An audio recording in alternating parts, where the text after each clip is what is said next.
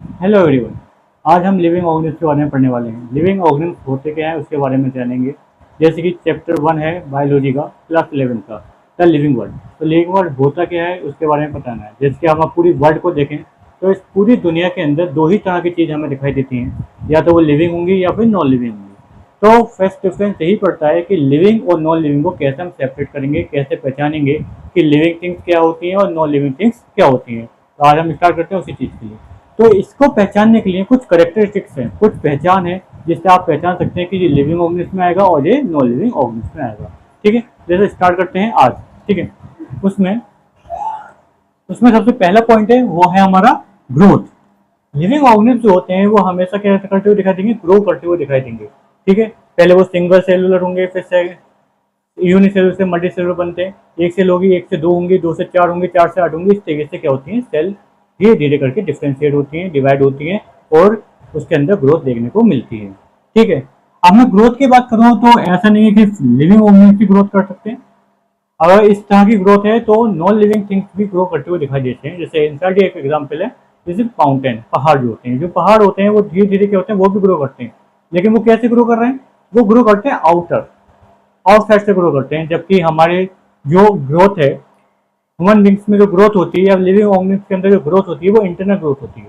उनके अंदर के सेल क्या करते हैं, डिवाइड करते हैं, डिवाइड करने के बाद उनकी ग्रोथ होती है।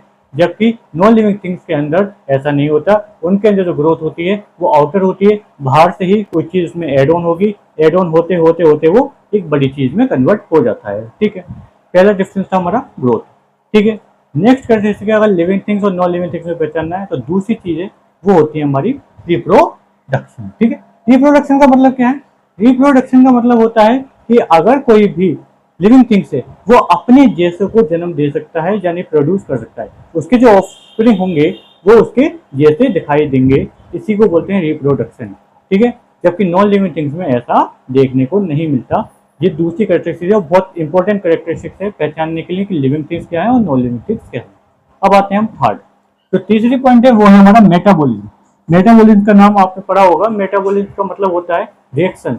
हमारी बॉडी के अंदर लगातार कुछ ना कोई रिएक्शन होती रहती है, जैसे कि रेस्पिरेशन है, डाइजेशन है, ठीक है, प्लांट में फोटोसिंथेसिस है। ये सब क्या है, ये रिएक्शंस है जो बॉडी के अंदर होती हैं। तो हर एक लिविंग ऑर्गेनिज्म के अंदर हमें इस तरह की रिएक्शन देखने को मिलती है ताकि वो सर्वाइव कर सके। ठीक है, जो भी उसके एसेंशियल फंक्शन है वो अपने फंक्शन को अच्छे से काम कर सके, इसलिए क्या होती है, मेटाबॉलिज्म उसकी बॉडी के अंदर देखने को मिलता है। खासकर लिविंग ऑर्गेनिज्म के अंदर ये सब देखने को मिलता है।